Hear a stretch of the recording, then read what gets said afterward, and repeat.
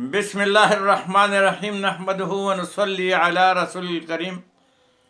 میرا عزیزو السلام علیکم۔ میں نے کئی دفعہ یہ بتا چکا ہوں کہ عشاء کے نماز کے بعد ہم 10-15 منٹ درس کرتے ہیں، اور درس کے بعد پھر کچھ پڑھے لکھے لوگ جو ہیں وہ ملکی حالات کے بارے میں فکر مند ہیں، اور وہ پوچھتے ہیں، بات بھی کرتے ہیں، ڈسکشن کرتے ہیں۔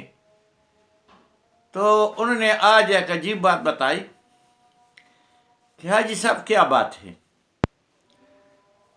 جو یورپ ہے، امریکہ ہے، یورپ کے 50 ملک لگ بھگ ہے، امریکہ ہے، جاپان ہے، کوریا ہے، چائنا ہے، یہ غیر مسلم لوگ ہیں، وہاں کوئی دین نہیں، ساری چیزیں آزاد ہیں، شراب آزاد ہے، زنا آزاد ہے، جوا آزاد ہے،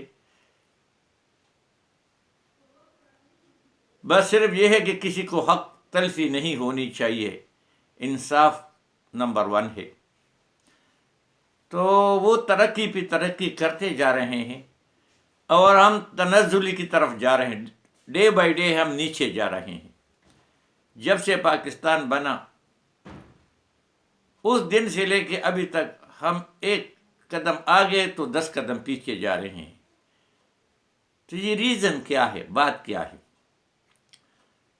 تو میں نے ان کو بتایا کہ دیکھو، اللہ نے فرمایا ہے، اور پھر نبی کریم صلی اللہ علیہ وسلم نے اس کی تصدیق کی ہے، اور نبی کریم صلی اللہ علیہ وسلم کا فرمان کا مفہوم یہ ہے، یہ دنیا جو ہے یہ غیر مسلموں کا جنت ہے، سب کچھ ان کا یہاں ملنے والا ہے، ان پہ یہاں کوئی پکڑ نہیں،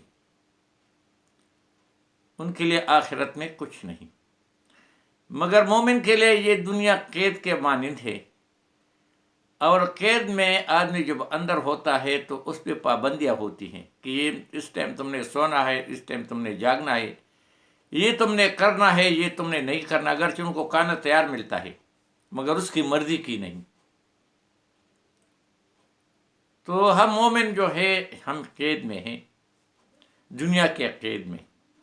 اگر ہم نے یہاں اس آزمائش کو صحیح طریقے سے گزارا، اگر یہ آزمائش مالدار پہ ہے اور مالدار نے اس پیسوں کو صحیح طریقے سے خرچ کیا، فضولیات، جوا، زنا وغیرہ شرابوں پہ خرچ نہیں کیا، تو وہ کامیاب جائے گا، یہاں بھی کامیاب، آخرت میں بھی کامیاب۔ اگر کوئی غریب ہے اور اس آزمائش میں ہے، اور اس نے بجائے اس کے کہ اللہ نے جس کو یہ دنیا دی ہے اس پہ صبر کرتا، وہ چوری چکاری پہ لگ جاتا ہے، قتل و غارت پہ لگ جاتا ہے، ظلم کرنے پہ لگ جاتا ہے، دنیا بھی تباہ اور آخرت بھی برباد۔ تو میں نے کہا کہ دیکھو، ہمارے پاکستان میں جو لا الہ الا اللہ کے نام سے بنا ہے، مگر اس میں لا الہ الا اللہ کے نام کے علاوہ کچھ بھی نہیں، نماز، روزہ، حج اور عمرہ، یہ ہمارے ایسی عبادتیں ہیں جو تقریباً آپ دیکھیں گے آج کل ہر ایک بڑے شوق سے کرتے ہیں۔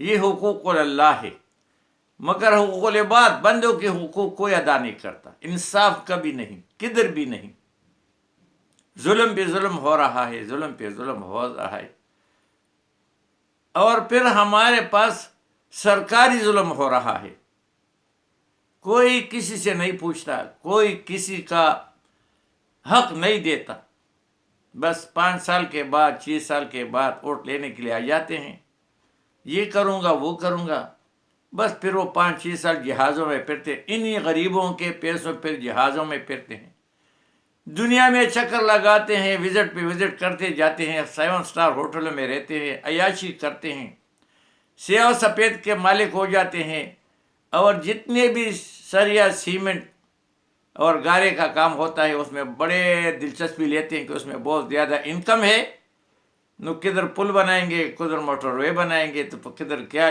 اور عوام بھوکے کے بھوکے رہیں گے۔ تو سب سے بڑی بات جو یہ ہے کہ میں نے جو 2-3 خرابیاں بتا دی جو ہم سب اس میں مبتلا ہیں. نمبر 1 جو ہے سب سے بڑی خرابی جو ہے وہ سود ہے. اللہ نے فرمایا جو سود لیتا ہے، جو سودی کاروبار کرتا ہے، لیتا دیتا دونوں شامل ہیں،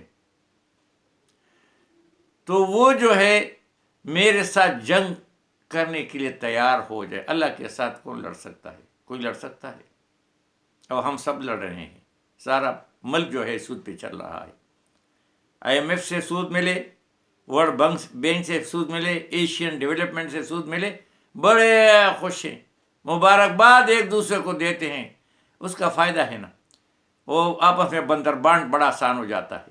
آدھے ان کے بینکوں میں یورپ میں چلے جاتے ہیں، سوئٹزرلینڈ میں، انگلینڈ میں، اور جو آدھے بچ جاتے ہیں وہ آدھے ٹھیکیدار لے لیتے ہیں. اس کے بعد پھر آدھے جو بچ جاتے ہیں وہ جو CNW وغیرہ جو ہے جہاں سے وہ ٹیکے پاس ہوتے وہ لے لیتے ہیں. تو آگے کیا بچتا ہے؟ اس پہ کیا بنے گا؟ اور جو بنتا ہے تو زلزلہ ہے یا سیلاب آ جائے تو سب سے پہلے اس کو بہا کے لے جاتا ہے. یہ ہے ترقی کا ہمارا معیار. تو سود جو ہے اس میں حدیث شریف کا مفہوم ہے، اللہ معاف کرے، اور بہت سخت ہے، کہ سود کے سب سے کم جو ہے سزا وہ ہے جیسے کوئی آدمی بیت اللہ شریف میں اپنے ماں کے ساتھ زنا کرے. استغفر اللہ استغفر اللہ. زنا پہلے کتنی بڑی بری چیز ہے، پھر جگہ کون سی بیت اللہ شریف، پھر بتایا کون ہے اپنی ماں. استغفر اللہ، اللہ بچائے. تو ہمارا سارا نظام سود سے چلتا ہے. ہم محلے میں لوگوں کو دیکھتے ہیں، یہ غریب ہے، تو یہ بینکوں کی طرف جاتے ہیں اور پھر ادھر سے 20-30 ہزار روپے ان کو قرضہ ملتا ہے. یہ کب ادا کر سکتے ہیں؟ 24% اور 25% کون ادا کر سکتا ہے؟ اور پھر بینک والے آتے ان کو بے عزت کرتے ہیں، کیا کچھ نہیں کرتے.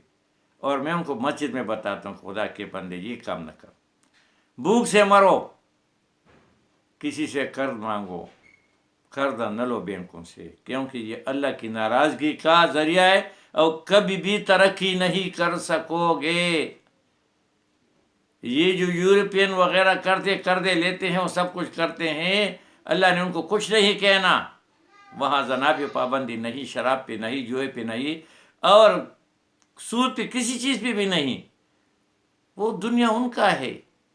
تم ادھر نام لیتے ہو لا الہ الا اللہ اور کرتے اللہ کے جو ناپسندیدہ کام.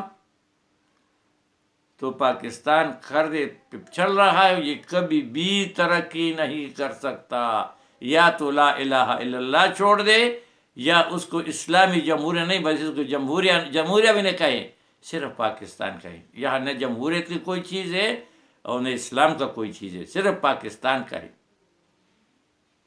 آپ دیکھیں پاکستان میں کتنے دینی جماعتیں ہیں. جماعت اسلامی ہے، وہ بھی کہتے ہم دین لاتے ہیں. آگے فضل الرحمان گروپ کہتے ہیں ہم بھی دین لاتے ہیں. نورانی گروپ ایک ہے، وہ کہتے ہیں ہم بھی دین لاتے ہیں. اور پھر لبیک والے ہیں، وہ بھی کہتے ہیں ہم دین لاتے ہیں. جیسے شیعوں کے 1-2 ہے، وہ بھی کہتے ہیں ہم دین لاتے ہیں. سنی اتحاد والے کہتے ہیں ہم دین لاتے ہیں. اب یہ بتائے کہ یہ دین کتنے دین ہیں؟ وہ کون کون سے دین لائیں گے؟ کسی نے بھی دین نہیں لانا. دین میں ان کو نقصان ہے. اور یہی اسمبلی میں بیٹھ کر کے ایک دفعہ بھی جھوٹ بھی نہیں کہتا کہ بھائی یہ سود جو ہے اس نظام کو ختم کیا جائے. بھائی اللہ پہ بھروسہ رکھے، سودی نظام کو ختم کرے تاکہ پاکستان ترقی کر سکے. اللہ ناراض ہو اور ہم ان سے دعائیں مانگے کہ ہمیں ترقی دو. کب ہو سکتا ہے؟ ہاں، جس دن ہمارا پاکستان سے یہ 2 لفظ مٹ جائیں گے تو پھر ہم ترقی کر سکتے ہیں، کیونکہ ہم نام ایک لیتے ہیں اللہ کا، کام کرتے ہیں اپنی مرضی کی، منمانی کرتے ہیں. تو سب سے بڑا ڈرا بیک جو ہمارے پاکستان کے تنزلی کا ہے وہ اللہ کے احکام کو نہ ماننا. دوسری بات، یہاں عدل بالکل نہیں، کہاں بھی نہیں. عدل بکتا ہے. بڑا وکیل کروڑوں کا وکیل پکڑو، بس پھر عدل جو ہے آدھی تیرے آدھی میری. وہاں جو ہے ججوں کے ساتھ تیری آدھی میری والے فیصلہ ہے، اور پھر جو مرضی تم نے کیا ہو عیاشی کرو.